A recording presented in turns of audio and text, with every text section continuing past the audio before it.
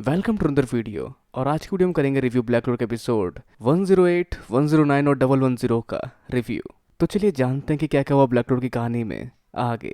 तो अब तक हमने ब्लैक रोड में देखा कि एल्फ बन चुके कुछ लोग अटैक कर देते हैं नोएल के घर पर भी, जहां उसके दो भाई बहन भी जख्मी हो जाते हैं और नोजल को भी एक तगड़ा वार लगता है, जहां भी इनका सामना करते हैं नोएल नोजल के साथ मिलकर। तो अब आगे हम बढ़ते हैं फ्लैशबैक में नोएल के। तो जब वो पैदा हुई उस समय उसकी मॉम की डेथ हो जाती है, जहाँ उसके दोनों भाई बहन काफ़ी रोते हैं अपनी मॉम को लेकर। तो कुछ समय बाद जब नोएल बड़ी होती है तो उसके दोनों भाई बहन उसको काफ़ी टॉर्चर करते हैं। वो उसकी गुड़िया तोड़ देते हैं और साथ बैठ के खाने तक नहीं देते उसको, और उसका शीशा तोड़ देते हैं ताकि वो अपनी गंदी शक्ल शीशे में ना देख पाए, जैसा लॉजिक उसके भाई बहन देते हैं। और फिर उसके पावर के बारे में बात होती है, जहाँ अपने पावर को कंट्रोल तक नहीं कर पाती, जहाँ इस तरह के फेलियर्स को उसके भाई बहन अपनी बहन नहीं मानना चाहते और उसके लिए चुनते एक मैजिक नाइट स्क्वाड जो उसके लिए परफेक्ट होगा, और वो है ब्लैक बुल्स, जो सबसे गया गुजरा मैजिक नाइट स्क्वाड है। और वहाँ पे शायद मिशन मिलते हैं जंगली सुअर पकड़ना वगैरह। पर वो दिन था और आज का दिन था जहाँ नोएल इनके सामने खड़ी है इनके साथ, और शायद इन दोनों से ज्यादा पावरफुल बनकर, जो खैर हिम्मत तो नहीं हारती, लेकिन उसकी मैजिक इस एल्फ के अगेंस्ट काम नहीं आती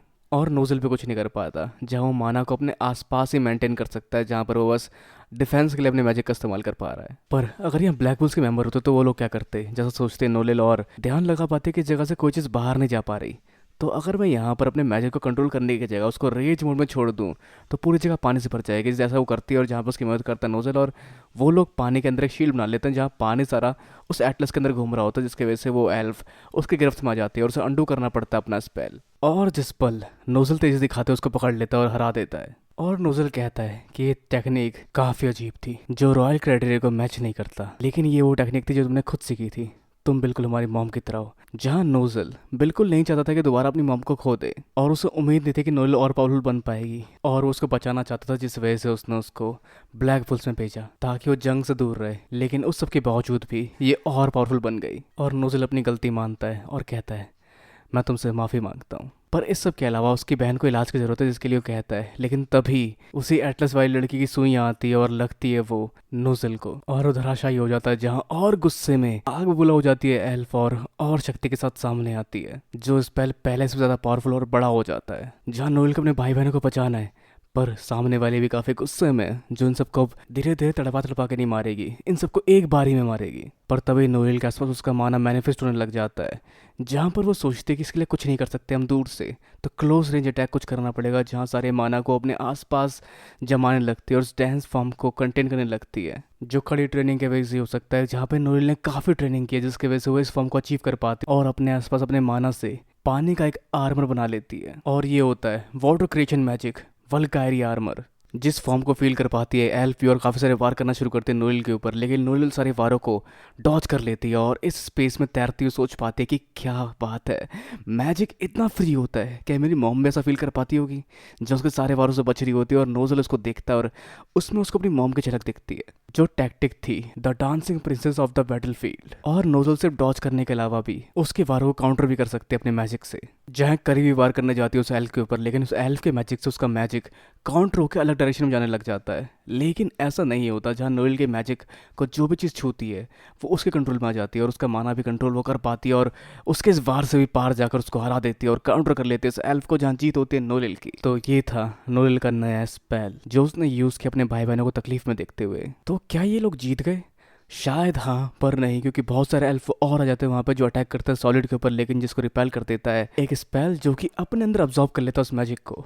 जी हाँ, जोरा का स्पेल। पता नहीं उसने कब यहाँ सेट किया ये स्पेल, लेकिन अपने साथ में किसी को लेके आता है जो इनको हील कर सकता है। और फिर उसकी टॉर्चर क्लास शुरू उसके उस भाई को लेकर, जो कि कुछ नहीं कर रहा है, यहाँ पे बैठा हुआ है, कि तुम तो रॉयल थे ना, तुमने लड़ने का हौसला कैसे खो दिया। जहाँ जोरा आगे कहता है कि तुम तो अपनी फैमिली को प्रोटेक्ट भी नहीं कर पाए, काहे के रॉयल तुम हम लोगों से ज़्यादा पावरफुल होते हो, लगता तो नहीं। पर जब नोजल पास्ट में देख पाता अपनी मॉम से मुलाकात, जहाँ उसे कहते कि सिर्फ तुम्हारे पास मेरी ऐसी स्टील मैजिक है, बाकी तुम्हारे भाई बहन के पास वाटर मैजिक है तुम्हारे पापा की तरह, और शायद जो पैदा होने वाली है उसके पास भी वाटर मैजिक हो, तो तुम ख्याल रखना अपने भाई बहनों को और उन्हें बचाना अपने स्टील मैजिक से। जैसा नहीं कर पा रहा नोजल, पर इतनी सारी खड़ी खोटी सुनने के बाद वो खड़ा होता अपने पैरों पर और तैयार होता लड़ने के लिए, जहाँ जोरा उनका साथ चाहता है इनडायरेक्टली, और दोनों साथ मिलकर इस लड़ाई को आगे जारी रखता है। जहाँ पे नोजल जब आगे बढ़ते हैं तो नोजल का स्पेल भी उसके साथ आगे तक चलता है, और हवा में कहीं जोरा के ट्रैप स्पेल भी होते हैं जिनमें एल्फ फंस जाते हैं, जिस स्पेल को उन्होंने पहले कभी नहीं देखा। तो आगे नोजल अपने सीड ड्रैगन रॉड मैजिक का इस्तेमाल करती है और नोजल सिल्वा यूज करता है मरकरी रेन का, जो दोनों डायरेक्टली उन्हें लगते नहीं लेकिन जो डायरेक्टली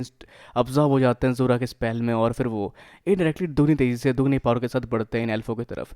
तो ये है कुछ वो स्पेल जो उन्होंने इतने सालों में नहीं देखे, और ये है इंसानों के कॉम्प्लिकेटेड स्पेल जिससे ये एल्फ हार जाते हैं। और ऐसी और इनोवेटिव और कॉम्प्लिकेटेड स्पेल के साथ सामने आते हैं कुछ और हमारे मैजिक नाइट्स भी, जो कि इन एल्फों को कंफ्यूज कर रहे हैं अपने पेडल मैजिक से, और मशरूम मैजिक से इनके मैजिक को कमजोर कर रहे हैं ताकि इन्हें ना ढूंढ पाए। और मिमोसा के मैजिक से पूरी जगह मैप बना के देख सकते हैं कि कहाँ से इन्हें कहाँ जाना है। जहाँ मिमोसा सोचते हैं कि इन्हें चोट नहीं पहुंचानी, ये हमारे साथी ही है, कोई तो तरीका होगा इन्हें दोबारा नॉर्मल करने का, लेकिन तभी यहाँ पे एल्फ इनके इस जगह पे घुस के एंट्री मारता है। जो चाहता तो उन्हें बड़े आराम से मार सकता था, लेकिन इसकी इच्छाएं कुछ और थी। ये बस बातें करना है यहाँ पे, क्योंकि ये मरने ही वाले हैं वैसे भी, क्योंकि बहुत सारे साथी इस तरफ बढ़ भी रहे हैं और बाहर भी इनके बहुत सारे साथी जो काफ़ी पावरफुल है, तो उनका बचना नामुमकिन है। लेकिन गेम तब तक चलेगी जब तक इनका राजा जिंदा रहता है। जैन के राजा को मारने के लिए एक पावरफुल बंदा वहाँ पहले ही पहुँच चुका है, जिसके बाद राजा का बचना नामुमकिन है। और वो पावरफुल शख्स होता है लैंगरीज, जो वहाँ तबाही मचा रहा है, और उसके अगेंस्ट कोई और स्पेटल मैजिक काम भी नहीं आता, जहाँ उसके खुद के डैड का स्पेटल मैजिक भी फीका पड़ जाता है। और राजा उसकी हरकत पे काफ़ी नाराज़ होता है और थोड़ा सा अफसोस करता है कि बाकी लोगों ने से रोका क्यों नहीं यहाँ तक आने से। जो अपने स्पेल का इस्तेमाल करता है, जो चमकदार मूर्ति बनती बड़ी सी और उसके आगे से बाउ डाउन करने के लिए कहता है, लेकिन उसके स्पेल को एक झटके में उड़ा देता है लैंगरीज। और शायद अगर राजा मर जाए तो हमें ज़्यादा अफसोस तो होगा भी नहीं, पर इस सब के अलावा उसको रोकती है यहाँ पे उसकी फियोन्स से। पर उसे घंटा फर्क नहीं पड़ता, जहाँ उसको झटक कर फेंक देता है एक तरफ और उसे वार करने वाला होता है, लेकिन तभी उसको बचाता है फिनरल लाकर वहाँ पर फिनरल को चमकने की जरूरत नहीं, क्योंकि चमकने यहाँ पे कोई और भी आ रहा है, जो है कैप्टन यामी और कैप्टन मैंड्रेस, जिन दोनों ने बाकी सारे एल्फों को ठिकाने लगाया है। लेकिन ये नहीं मानता लैंग्रीज, पर तभी उसे वार करते हैं फिनरल के स्पेटल मैजिक के साथ, लेकिन लैंग्रीज उसको काउंटर करने के लिए अपना स्पेटल मैजिक यूज करता है, जिससे वो रुक जाते हैं पीछे की तरफ। जहाँ लैंग्रीज का कहना होता है कि उसका स्पेटल मैजिक अपने आप एक्टिव हो जाता है उसको बचाने के लिए। तो क्या ये दोनों उसको हरा पाएंगे? हाँ, इन्हें बिल्कुल फर्क नहीं पड़ता, हरा के दिखाएंगे ये। तो आगे यहाँ पे सबको इवैक्यूएट करता है फिनरल अपने स्पेटल मैजिक से, और तभी जैसे राजा की बारी आने वाली होती है, लैंग्रीज उसके स्पेटल मैजिक को रोक देता है ऐसा करने से।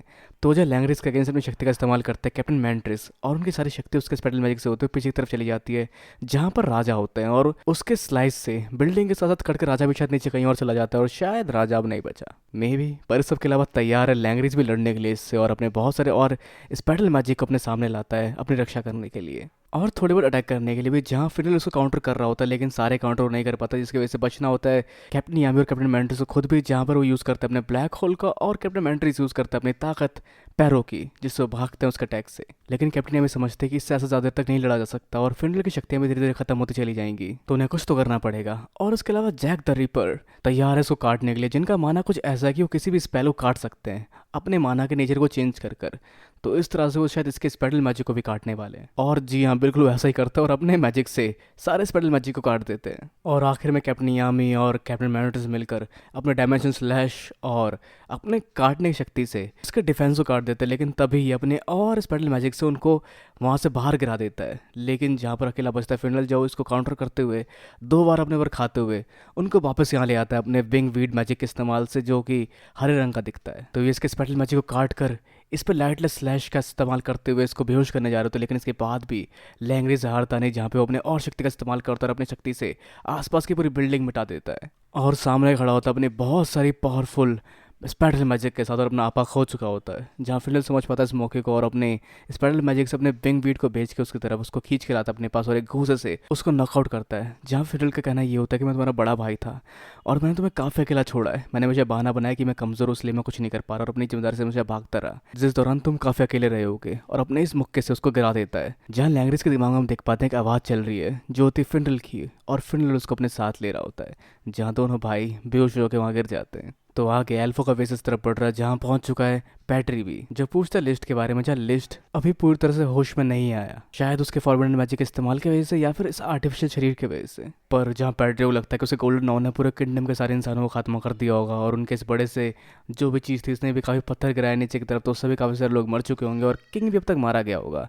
तो काफ़ी आसान है इनके लिए इंसानों को मारकर एल्फो किंगडम दोबारा जिंदा करना। जहाँ उनके पास अब आखिरी स्टोन भी है जो कि यूनो के गले में दिखता है। तो क्या यूनो का पेंडेंट वो लोग ले चुके हैं? जहाँ यूनो जल्दी वो पेंडेंट लेने तो नहीं देगा, पर जहाँ इस बड़े चट्टान का इंतजार कर रहे होते हैं कैप्टन यामी और कैप्टन मेंटर्स की कब ये इस तरफ आए और इसको ढूंढे। अब इस सब के अलावा वेटो और फाना दोबारा जिंदा कर दिए गए हैं नए शरीर के साथ। तो वैसे वेटो और फाना को तो पहले भी जानते होगा, जिन्हें पहले हरा चुके हैं ब्लैक बुल्स वाले। तो वैसे इनको दोबारा जिंदगी देने में हाथ था सैली का, पर अब तक वो मर चुकी होगी ऐसा इनको लग रहा है वैसे। तो जहाँ फाना का सलेमेंडर जा चुका है और ये लोग नंगे हैं, और इसके अलावा इन्हें तैयारी करनी है अपने ग्रीमोर लेके आगे इस जंग की। तो आगे ये एल्फ एक रिचुअल फॉलो करते हैं जो होता है अपोस्टल्स ऑफ सफीरा, जो बिल्कुल उस मैजिकल टैबलेट की तरह लगता है जिसमें मैजिकल स्टोन लगते थे, जो इनके हाइड आउट के ऊपर की तरफ बना होता है, जिसके ऊपर खड़े होकर सारे अपनी अपनी पोजीशन पे इसको एक्टिव करते हैं और इससे खोलते हैं ये वो कैसल जो कि अंदर दबा हुआ था क्लोवर किंगडम के, या यूं कहे कि सील था।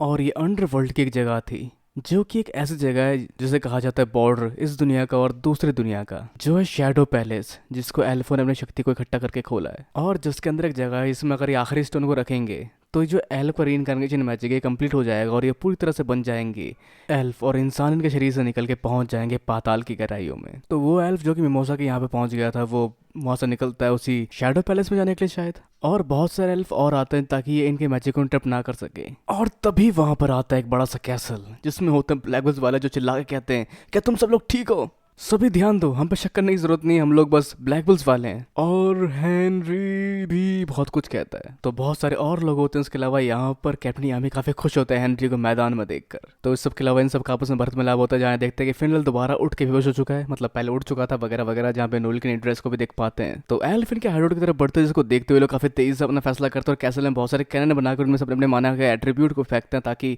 इन एल्फो को रोक सके, और एल्फो को रोक भी देते हैं इनके इस तरह से यूज किए गए स्पेल्स। और इन सब का मैजिक डिफ्लेक्ट भी हो जाता है क्योंकि यहाँ इनके पास है रॉक। और हेनरी की वार भी यहाँ सामने आता है, जहाँ पे सब साथ में काम कर रहे होते हैं और चार में खाना खाते हुए अपने मैजिक को भली बात यूज कर रहे होते हैं। तो जहाँ पर इस सब के अलावा ये फील कर पाते हैं कि रॉ के कारण इनके अटैक इन पर ना लग पाने का, तो फैसला करते डोरिथी की एल्फ वाली बंदी जो इनका सामना करेगी, और सामने आती है वो, जहाँ उसके मैजिक से बहुत सारे लोग गायब हो जाते हैं, जैसे कि सैली, वेनिस और दो चार और लोग, जिसके वजह से इनके पास अब कोई डिफेंस नहीं है और एल्फो के बारे डायरेक्ट इनके ऊपर लगते हैं और इनका ये हाइड आउट धराशायी हो जाता है। ये लोग ऊपर से नीचे गिर रहे होते हैं, जहाँ गोल्डन अपने पॉइजन मैजिक का इस्तेमाल करता है नीचे कुशन करने के लिए और उसको ट्रांसफॉर्म कर देती है ग्रे कुशन में ताकि लोग बच जाए। और इस सब के अलावा शायद ये मर भी सकते थे कि ग्रे जल्दी ट्रांसफॉर्म नहीं करते इसको। तो हेनरी की शक्ति यहाँ काम नहीं आ रही क्योंकि उसका कैसल टूट चुका और आसपास बहुत सारे लोग थे वो कम भी हो चुके हैं और चार्मी का खाना भी नहीं मिल रहा है, और नोएल का ये वाला फॉर्म भी अनडू हो जाता है। तो क्या करेंगे ये लोग, जहाँ पे कैप्टन यामी ने भरोसा दिखाते हैं और कहते हैं कि तुम इन्हें संभालो और हम आगे बढ़ते हैं, वरना ये कभी जीत ही नहीं पाएंगे। जिसके बाद वो लोग निकलते हैं शैडो पैलेस की ओर, मतलब कैप्टन यामी और कैप्टन मैंड्रिस, और यहाँ सरपास करेंगे अपनी लिमिट को, आस्था और बाकी सब।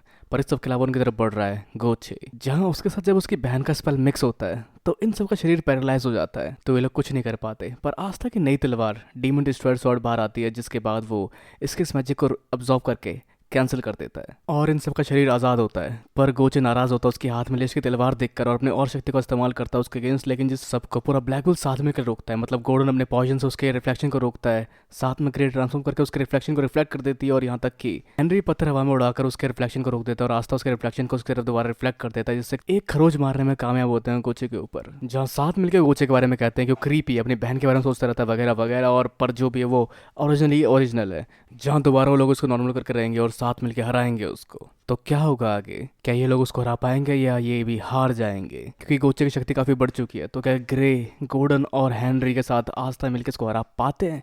जानने के लिए आपको वेट करना पड़ेगा इसे नेक्स्ट पार्ट का। वैसे आप क्या सोचते हैं क्या हो सकता है बिल्कुल काइनल एपिसोड्स में? अपने विचार हम नीचे कमेंट बॉक्स में बिल्कुल ना भूलें। इस वीडियो को लाइक, शेयर और सब्सक्राइब करना भी बिल्कुल ना भूलें। तो मिलते हैं अगली वीडियो में। Sayonara and have a nice day.